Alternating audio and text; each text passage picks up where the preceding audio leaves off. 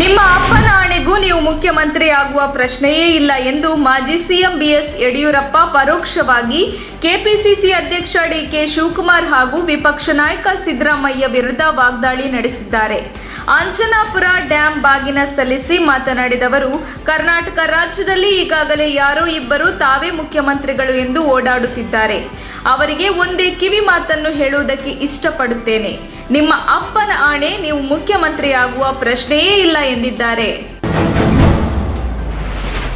ದಕ್ಷಿಣ ಕನ್ನಡ ಜಿಲ್ಲೆಯ ಬಜ್ಪೆ ಸಮೀಪದ ತಲಕಳದ ಶ್ರೀ ಕೃಷ್ಣ ದೇವಿ ಪ್ರಸಾದ ತೀರ್ಥ ಸ್ವಾಮೀಜಿಯ ಮೃತದೇಹ ಅವರು ವಾಸವಿದ್ದ ಧರ್ಮಚಾವಡಿಯ ಕಟ್ಟಡದಲ್ಲಿ ಆತ್ಮಹತ್ಯೆ ಮಾಡಿಕೊಂಡಿರುವ ಸ್ಥಿತಿಯಲ್ಲಿ ಶುಕ್ರವಾರ ಪತ್ತೆಯಾಗಿದ್ದು, ಈ ಸಾವಿನ ಕುರಿತು ಅನೇಕ ಸಂದೇಹಗಳು ವ್ಯಕ್ತವಾಗಿದೆ.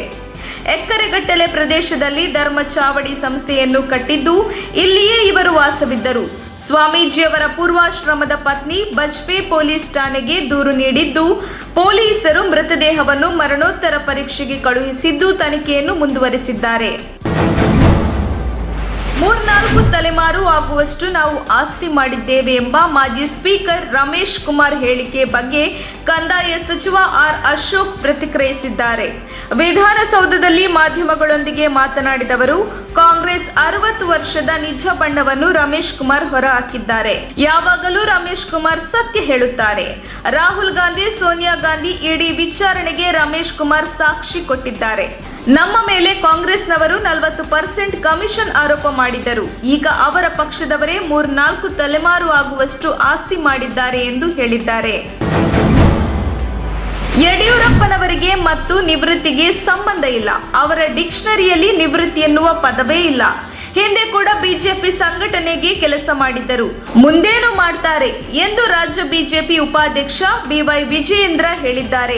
ಶಿಕಾರಿಪುರದ ಮುಖಂಡರು, ಕಾರ್ಯಕರ್ತರು ತಂದೆಯ ಮೇಲೆ ಒತ್ತಡ ಹೇರಿದ್ದರು. ತಿಂಗಳ ಹಿಂದೆ ಬೆಂಗಳೂರಿಗೆ ಬಂದು ಒತ್ತಡ ಕೂಡ ಹಾಕಿದ್ದರು. ಅದರಂತೆ ತಂದೆಯವರು ಇಂದು ತೀರ್ಮಾನ ಪ್ರಕಟಿಸಿದ್ದಾರೆ. ಇದರ ಜೊತೆ ಪಕ್ಷ ಏನು ತೀರ್ಮಾನ ಮಾಡುತ್ತದೆ ಅದನ್ನು ಆಧರಿಸಿ ನಾನು ನಿರ್ಧಾರ ಮಾಡುತ್ತೇನೆ ಎಂದು ವಿಜಯೇಂದ್ರ ತಿಳಿಸಿದರು. ಸವಾರನ ನಿಯಂತ್ರಣ ತಪ್ಪಿ ಬೈಕ್ ಅಪಘಾತಕ್ಕೀಡಾಗಿರುವ ಘಟನೆ ತುಮಕೂರು ನಗರದ ಅಮಾನಿಕೆರೆ ಮುಂಭಾಗದಲ್ಲಿ ನಡೆದಿದೆ. ಅತಿ ವೇಗವಾಗಿ ಬಂದ ಬೈಕ್ ಸವಾರನ ನಿಯಂತ್ರಣ ತಪ್ಪಿ ಅಮಾನಿಕೆರೆ ಮುಂಭಾಗ ಇಟ್ಟಿದ್ದ ಮೋರಿ ಪೈಪಿಗೆ ಡಿಕ್ಕಿಯಾಗಿದೆ. ಘಟನೆಯಲ್ಲಿ ಬೈಕ್ ಸವಾರ ಗಂಭೀರ ಗಾಯಗೊಂಡಿದ್ದು, 33 ಲಕ್ಷದ ದುಬಾರಿ ಬೈಕ್ ಸಂಪೂರ್ಣ ಜಖಂಗೊಂಡಿದೆ.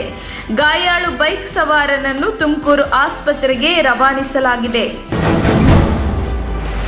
ಮುಂದಿನ ಚುನಾವಣೆಯ ಟಿಕೆಟ್ ಬಗ್ಗೆ ಹೈಕಮಾಂಡ್ ತೀರ್ಮಾನ ಮಾಡುತ್ತಾರೆ. ಯಾರು ಗೆಲ್ಲುತ್ತಾರೋ ಅವರನ್ನು ಹೈಕಮಾಂಡ್ ಅಭ್ಯರ್ಥಿಯಾಗಿ ತೀರ್ಮಾನ ಮಾಡುತ್ತಾರೆ ಎಂದು ವಿಪಕ್ಷ ನಾಯಕ ಸಿದ್ದರಾಮಯ್ಯ ಹೇಳಿದ್ದಾರೆ.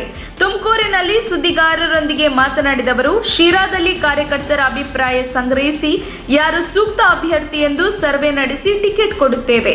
ಭಕ್ತ ವಸ್ತಲಂ ವರದಿ ನಿನ್ನೆ ಕೊಟ್ಟಿದ್ದಾರೆ. ನಾನು ಇನ್ನು ನೋಡಿಲ್ಲ. ಹಿಂದುಳಿದವರಿಗೂ ಅಲ್ಪಸಂಖ್ಯಾತರಿಗೂ ಮೀಸಲಾತಿ ಇರಬೇಕು. ಹೀಗಾಗಿ ಗೆಲ್ಲುವವರಿಗೆ ಟಿಕೆಟ್ ಕೊಡುತ್ತೇವೆ ಎಂದಿದ್ದಾರೆ. ಮರದ ದಿಮ್ಮಿ ಸಾಗಿಸುತ್ತಿದ್ದ ಲಾರಿ ಬೈಕ್ ಮೇಲೆ ಮಗುಚಿ ಬಿದ್ದ ಪರಿಣಾಮ ನವ ವಿವಾಹಿತರೊಬ್ಬರು ಮೃತಪಟ್ಟ ಘಟನೆ ಬೆಂಗಳೂರಿನ ನಾಗರಬಾವಿಯಲ್ಲಿ ಶುಕ್ರವಾರ ಬೆಳಿಗ್ಗೆ ನಡೆದಿದೆ.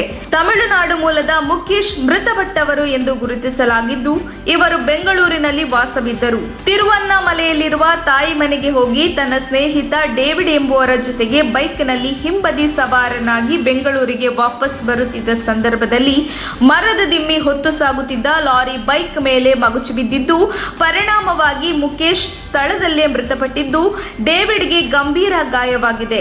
ಮೃತ ಮುಖೇಶ್ ಅವರ ಪತ್ನಿ 5 ತಿಂಗಳ ಗರ್ಭಿಣಿ ಎಂದು ತಿಳಿದು ಬಂದಿದೆ.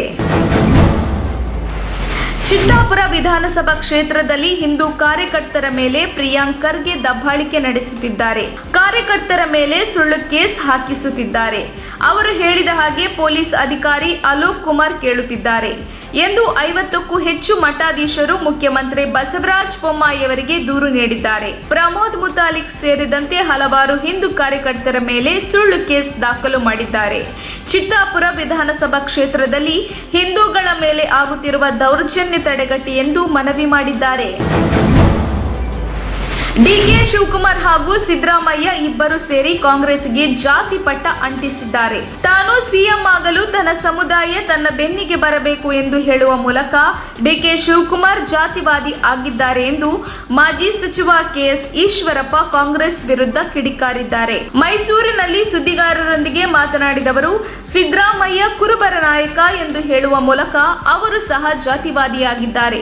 ಇವರಿಬ್ಬರು ಸೇರಿ ಕಾಂಗ್ರೆಸ್ಗೆ ಜಾತಿಯ ಕೆಸರು ಅಂಟಿಸಿದ್ದಾರೆ. ಮಲ್ಲಿಕಾರ್ಜುನ ಖರ್ಗೆ, ಹರಿಪ್ರಸಾದ್ ಈ ವಿಚಾರದಲ್ಲಿನ ಹೇಳಿಕೆಗಳಿಗೆ ನಾನು ಅವರಿಗೆ ಅಭಿನಂದನೆ ಸಲ್ಲಿಸುತ್ತೇನೆ. ಅವರಿಬ್ಬರು ಮಾತ್ರ ಕಾಂಗ್ರೆಸ್ಗೆ ಗೌರವ ತರುವ ಹಾಗೆ ಮಾತನಾಡಿದ್ದಾರೆ ಎಂದರು. ಸುಮಾರು 3 ತಿಂಗಳುಗಳಿಂದ ರೈತರ ನಿದ್ದೆ ಕೆಡಿಸಿದ್ದ ಚಿರತೆಯನ್ನು ಅರಣ್ಯಾಧಿಕಾರಿಗಳು ಯಶಸ್ವಿಯಾಗಿ ಸೆರೆ ಹಿಡಿದಿದ್ದು ರೈತರು ನಿಟ್ಟುಸಿರು ಬಿಟ್ಟಿದ್ದಾರೆ. ಕೊರಟಗೆರೆ ತಾಲೂಕಿನ ಹೊಳವನಹಳ್ಳಿ ಹೋಬಳಿ ಚಿಕ್ಕನಹಳ್ಳಿ ಗ್ರಾಮದ ಸುತ್ತಮುತ್ತಲೂ ಸುಮಾರು 3 ತಿಂಗಳಿನಿಂದ ರೈತರ ಸಾಕು ಪ್ರಾಣಿಗಳನ್ನು ಬೇಟೆಯಾಡಿ ತಿನ್ನುತ್ತಿದ್ದ ಚಿರತೆ ಅರಣ್ಯಾಧಿಕಾರಿಗಳು ಇಟ್ಟಿದ್ದ ಬೋನಿಗೆ ಬಿದ್ದಿದೆ. ಸೆರೆ ಹಿಡಿದ ಚಿರತೆಯನ್ನು ದೂರದ ಅರಣ್ಯ ಪ್ರದೇಶಕ್ಕೆ ಸುರಕ್ಷಿತವಾಗಿ ಬಿಡಲಾಗುವುದು ಎಂದು ಅರಣ್ಯ ಇಲಾಖೆಯ ಸುರೇಶ್ ತಿಳಿಸಿದ್ದಾರೆ.